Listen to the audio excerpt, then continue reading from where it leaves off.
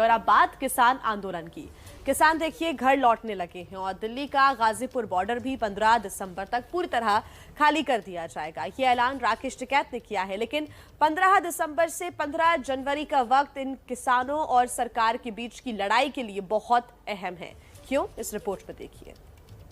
उस समय सीमा के बाद हम 15 जनवरी को फिर बैठ रहे हैं। एसकेएम की बड़ी बैठक होगी, उसमें हम रिव्यू करेंगे कि अभी तक सरकार ने कितनी मांगे मानी। उसके बाद रास्ता आंदोलन खुला हुआ है, मिशन यूपी चालू कर देंगे।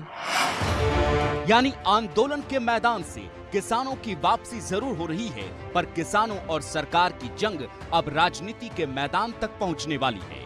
अभी चुनाव आचार संहिता तक अभी काम करने दो सरकारों को, उन्होंने लिखा, इन लोगों को जाने दो और आने वाले टाइम पे बताएंगे। करीब 380 दिनों बाद दिल्ली की सीमा से किसान अपने घरों की ओर लौटने लगे। सिंघू, टीकरी और गाजीपुर बॉर्डर से टेंट, ट्रैक्टर सब हटने लगे, लेकिन किसान नेताओं की जुबान से तलखी अभी नहीं हटी है। दिल्ली के गाजीपुर बॉर्डर पर किसानों की खुशी बांटने के लिए पहुंचे योगेंद्र यादव ने भी कहा, किसानों के हक के लिए लड़ाई अभी बाकी है। तो आगे की चुनौतियों के बारे में गौर करके आगे लंबा संघर्ष है। इस देश में किसान को जो कुछ भी मिला है संघर्ष से ही मिला है। सरकार के साथ जिन मुद्दों पर बात अब भी अटकी है वो एक नहीं कई सारे हैं, जैसे एमएसपी का मुद्दा, आंदोलन के दौरान अपनी जान गंवाने वाले किसानों का मुद्दा और सबसे बड़ा मुद्दा लखीमपुर खीरी का कांड। लखीमपुर वाला हमेशा चर्चा में रहेगा। सफलता तो मिलेगी, ये तो था, लेकिन इतना लंबा आंदोलन चलेगा ये नहीं था। ये आंदोलन से अलग भी मेले का आयोजन किया जाए जो आंदोलनकारियों का मेला रहे, तो जब भी कभी जरूरत पड़ेगी आंदोलन की, और पूर्ण रूप से तैयार रहेंगे लोग। कैमरा और कलम पर बंदूक का पहरा है, जो आजादी रहनी चाहिए थी वो आजादी अभी नहीं है।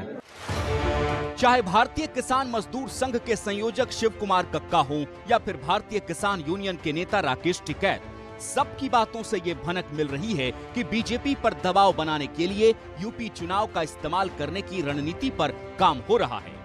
इसे किसान नेताओं का स्मार्ट मूव भी कहा जा सकता है, लेकिन किसानों के कुछ नेताओं पर ही आंदोलन के जरिए नेतागिरी करने के आरोप भी लग रहे हैं। इस पर सफाई भी देनी पड़ रही है।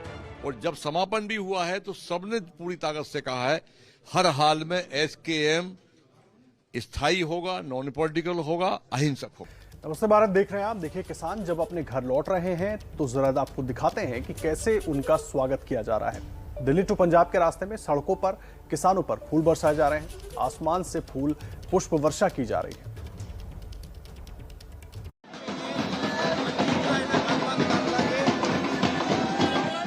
फ्लाईओवर से फूलों की बारिश,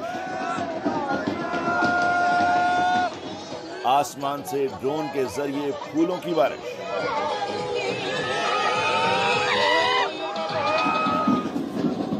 एक साल से दिल्ली की सड़कों पर सरकार के खिलाफ डटकर जीत हासिल कर जब किसान अपने अपने घरों को लौटने लगे हैं तो रास्ते में कुछ इस तरह उनका ग्रैंड वेलकम किया जा रहा है।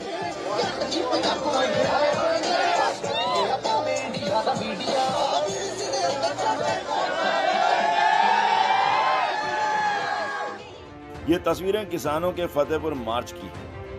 शनिवार को वेस्टर्न पेरिफेरल एक्सप्रेस वे पर अरदास की गई, परमात्मा का शुक्राना किया गया और उसके बाद शुरू हुआ किसानों का दिल्ली टू फतेहपुर मार्च।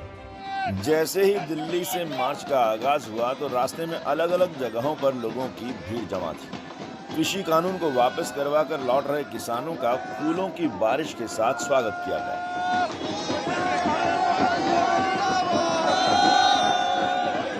किसानों का यह काफिला जब हरियाणा से पंजाब में दाखिल हुआ तो रास्ते में एक बड़ा समागम देखने को मिला। दिल्ली से लौटे सभी किसानों के गले में माला पहनाई गई और उनका सम्मान किया गया। स्वागत करने वालों में पंजाब की तमाम यूनिवर्सिटी के छात्र और प्रोफेसर भी शामिल थे। पंजाब के मशहूर गायक बब्बू मान ने भी किसानों का स्वागत किया। ਤੁਸੀਂ ਸ਼ਲਾਘਾ ਨਾ ਕਰੋ, ਅਜੇ ਪੰਜਾਬ ਫਤਿਹ ਕਰਨਾ ਹੈ, ਇਹ ਬੰਦੇ ਅਸੀਂ ਤਿਆਰ ਕਰਨੇ ਆ ਜੀ। रात को किसान नेता फतेहपुर पहुंचे और फतेहपुर साहिब में मत्था टेका। आज देर शाम तक सभी किसान अपने अपने घर पहुंच जाएंगे।